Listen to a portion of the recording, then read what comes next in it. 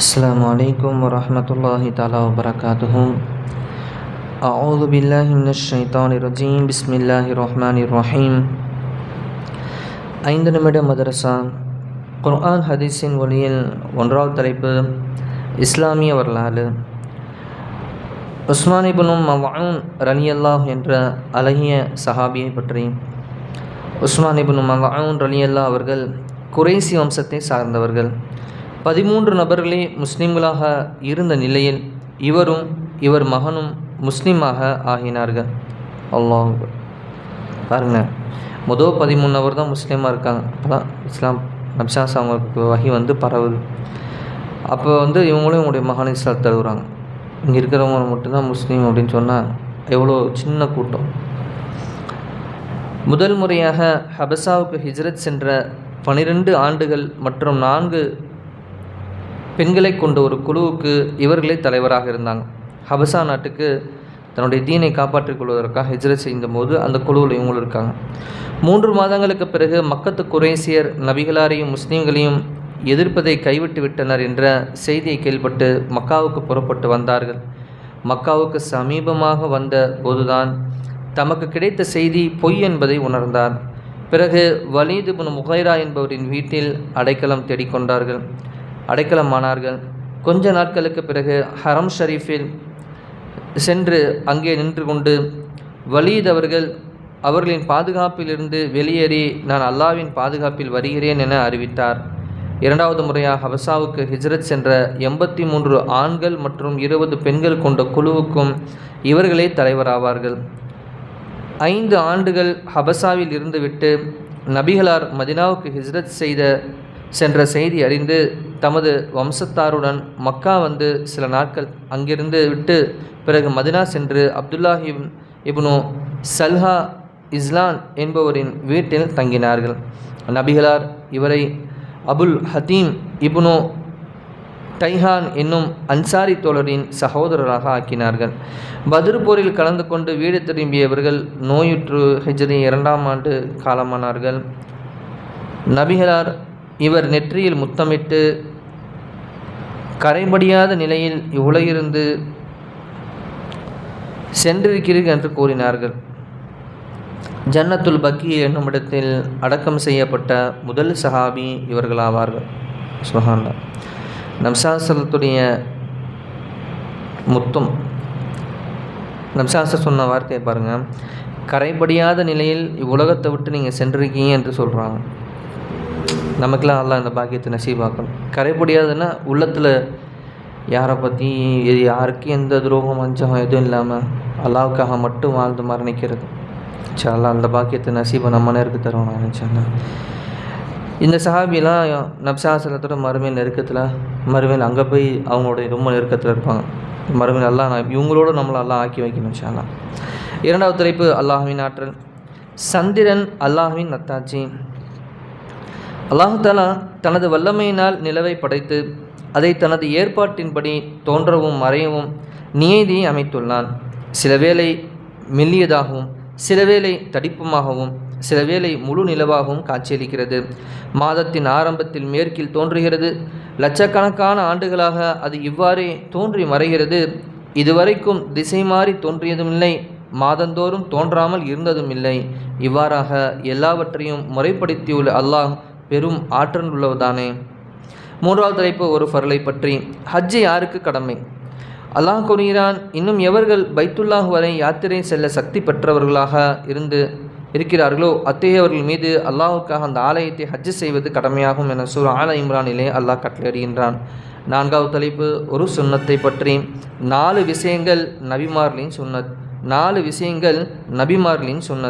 திருமணம் செய்வது, மிஸ்வாக் செய்வது, நாணம் கொள்வது, நறுமணம் பூசுவது என்பதன். திருமணம் செய்வது, மிஸ்வாக் செய்வது, நாணம் கொள்வது, நறுமணம் பூசுவது இந்நான்காகும். அனைத்து நபிமார்களுக்கும் இது சுன்னத்தாகும், பின்பற்றிய சுன்னத்தாகும் என அண்ணல் நபி ஸல்லல்லாஹு அலைஹி வஸல்லம் அவர்கள் கூறினார்கள். 5வது தலைப்பு ஒரு முக்கிய அமலின் சிறப்பு. தொழுத இடத்திலேயே அமர்ந்திருப்பது. தொழுத பிறகு அவ்விடத்திலே அமர்ந்திருப்பவருக்கு அவரது ஒரு முடியாதவரை வானவர்கள் அந்த மனிதருக்காக அல்லாஹு மஃபிர் லஹு அல்லாஹு வர்ஹம்ஹு என துஆ செய்கிறாங்க.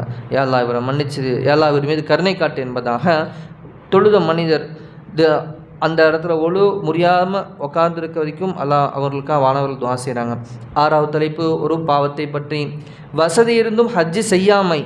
அல்லாஹ் தஆலா கூறியதாக நபி ஸல்லல்லாஹு அலைஹி வஸல்லம் அவர்கள் கூறினார்கள், ஓர் அடியானுக்கு ஆரோக்கியத்தையும் விசாலமான பொருளாதாரத்தையும் நான் வழங்கியிருந்தோம், அவன் எனது தர்பாருக்கு அதாவது காபத்துல்லாவுக்கு வராமல் 5 ஆண்டுகள் கடந்து விட்டால் பிறகு அவருக்கு அந்த பாக்கியம் கிட்டாமல் போய்விடும் என கூறினார்கள்.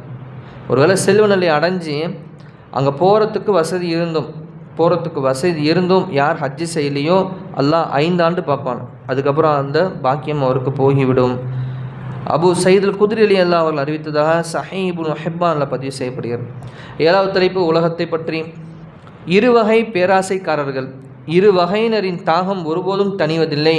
ஒருவர் கல்வியின் மீது கொண்ட தாகம், மற்றொருவர் உலகத்தில் பேராசை கொண்டவர் என நபி ஸல்லல்லாஹு அலைஹி வஸல்லம் அவர்கள் கூறினார்கள். அல்லாஹ் நமக்கு கல்வியின் மீது தாகத்தை ஏற்படுத்தணும் இன்ஷா அல்லாஹ். 8வது தலைப்பு மறுமையை பற்றி. சோனத்தின் விசாலம். அல்லாஹ் கூறுகிறான், உங்கள் இறைவனின் மன்னிப்பிற்கும் சோனத்திற்கும் நீங்கள் முந்துங்கள். அந்த சோனத்தின் பரப்பு வானம் மற்றும் பூமியின் பரப்பை போன்றதாகும். எவர்கள் அல்லாஹ்வின் மீதும் அவன் தூதர்கள் மீதும் நம்பிக்கை கொண்டார்களோ அவர்களுக்கு அது அல்லாஹுடைய அருளாகும். அதனை அவன் நாடியவருக்கு அளிக்கின்றான். இன்னும் அல்லாஹ் மகத்தான கருணையாளன் என சூரா ஹதீதிலே அல்லாஹ் கூறுகிறான். அல்லாஹ். 9வது தலைப்பு நபி வழி மருத்துவம். ஒரு பாதுகாப்பான முறை. குப்புறப்படுத்து கொண்டு சாப்பிடுவதை அண்ணல் நபி ஸல்லல்லாஹு அலைஹி வஸல்லம் அவர்கள் தடை செய்துள்ளார்கள். குப்புறப்படுத்து கொண்டு சாப்பிடுவதை அண்ணல் நபி ஸல்லல்லாஹு அலைஹி வஸல்லம் அவர்கள் தடை செய்துள்ளார்கள். இன்றைய காலத்தில் டிவியை பார்த்துட்டு இல்லை எதனாச்சும் ஃபோனை பார்த்துட்டு குப்புறப்படுத்திட்டு சாப்பிட்ற பழக்கம் சின்ன குழந்தைங்கள்ட்ட வாலிப பிள்ளைங்கள்ட்ட பார்க்க முடியும். அப்போ அது தவறான விஷயம். இது ஒரு பாதுகாப்பான முறை இல்லை. 10வது தலைப்பு குர்ஆனின் அறிவுரை. அல்லாஹ் கூறியதாக நபி ஸல்லல்லாஹு அலைஹி வஸல்லம் அவர்கள் தெரிவித்ததாவது, என் அடியார்களே, அல்லாஹ் கூறியதாக நபி ஸல்லல்லாஹு அலைஹி வஸல்லம் அவர்கள் தெரிவித்ததாவது, என் அடியார்களே, நான் எனக்கும் உங்களுக்கும் அநியாயம் செய்வதை ஹராமாக்கியுள்ளேன். எனவே நீங்கள் ஒருவருக்கொருவர் அநியாயம் செய்யாதீர்கள். என் அடியார்களே, நான் ஹிதாயத்து வழங்கியவர்களை தவிர மற்றொரு வழிகேட்டிலே இருக்கின்றனர். எனவே என்னிடம் ஹிதாயத்தை கோருங்கள். என் அடியார்களே, என்னால் இரணம் அளிக்கப்பட்டவரை தவிர, அதாவது உணவு அளிக்கப்பட்டவரை தவிர மற்றோர் பசியுடன் இருக்கின்றார்கள். எனவே என்னிடம் உணவை கோருங்கள். என் அடியார்களே, என்னால் ஆடை அணிவிக்கப்பட்டோரை தவிர மற்றோர் நிர்வாணமாகவே இருக்கின்றார்கள். எனவே என்னிடம் ஆடையை கோருங்கள், நான் தருகிறேன். என் அடியார்களே, நீங்கள் இரவு பகலாக பாவங்களை செய்கிறீர்கள். பாவத்தை மன்னிப்பவனும் நான் தான். எனவே என்னிடம் மன்னிப்பை கூறிக்கொண்டே, அதாவது மன்னிப்பை கேட்டுக்கொண்டே இருங்கள், நான் மன்னித்து கொண்டே இருப்பேன் என அல்லாஹ் கூறுவதாக நபி ஸல்லல்லாஹு அலைஹி வஸல்லம் அவங்க சொல்கிறாங்க. அபூதர் ரலியல்லாஹு அவர்கள் இந்த ஹதீஸை அறிவிப்பு செய்கிறாங்க. முஸ்லீம் ஹதீஸ் கிரந்தத்தில் 6572வது ஹதீஸாக பதிவு செய்யப்படுது. பாருங்கள், குழந்தைக்கு நம்ம எப்படி சொல்லுவோமோ அதுபோல் அல்லாஹ் அடியார்களுக்கு விளக்கத்தை கொடுக்குறான். நான் யார், நீ என்ன செய்வ, உனக்கு என்ன தேவை இருக்குது, நமக்கு தெரியுமா சொல்கிறது. அல்லாஹ் விளக்குறான் பாருங்கள். குழந்தைகள்கிட்ட பேசுவதை போன்று அல்லாஹ் பேசுகிறான். அல்லாஹ் எந்த நலவை கேட்டமோ எதை விட்டும் அல்லாஹ் தவிர்ந்திருக்கும்படி நமக்கு ஈவினானோ அல்லாஹ் அதையெல்லாம் கரிபூர்வமாக செய்து மேலும் கலிமாவுடைய வாழ்க்கையை வாழ்ந்து கலிமாவுடன் மரணிக்கக்கூடிய பாக்கியத்தையும் ஜன்னத்துல் ஃபிர்தௌஸ் என்னும் சொர்க்கத்திலேயே நபி ஸல்லல்லாஹு அலைஹி வஸல்லம் உடன் இருக்கக்கூடிய, மேலும் அங்கிருந்து அல்லாஹ்வை பார்த்து பேசக்கூடிய பாக்கியத்தை வல்ல அல்லாஹ் நம் அனைவருக்கும் தந்தல் புரிவானாக. சுப்ஹானல்லாஹி பிஹம்திஹி சுப்ஹானக்கல்லாஹும்ம பிஹம்திக அஷ்ஹது அல்லா இலாஹ இல்லா அன்த அஸ்தக்ஃபிருக வ அத்தூபு இலைக். ஆமீன். ஹைரி சுப்ஹான ரப்பிக ரப்பில் இஸ்ஸத்தி அம்மா யசிஃபூன் வஸ்ஸலாமு அலல் முர்ஸலீன் வல்ஹம்துலில்லாஹி ரப்பில் ஆலமீன். ஸல்லல்லாஹு அலா முஹம்மது ஸல்லல்லாஹு அலைஹி வஸல்லம். ஸல்லல்லாஹு அலா முஹம்மது ஸல்லல்லாஹு அலைஹி வஸல்லம். ஸல்லல்லாஹு அலா முஹம்மது யா ரப்பி ஸல்லி அலைஹி வஸல்லம். அஸ்ஸலாமு அலைக்கும் வரஹ்மத்துல்லாஹி தஆலா வபரகாத்துஹு.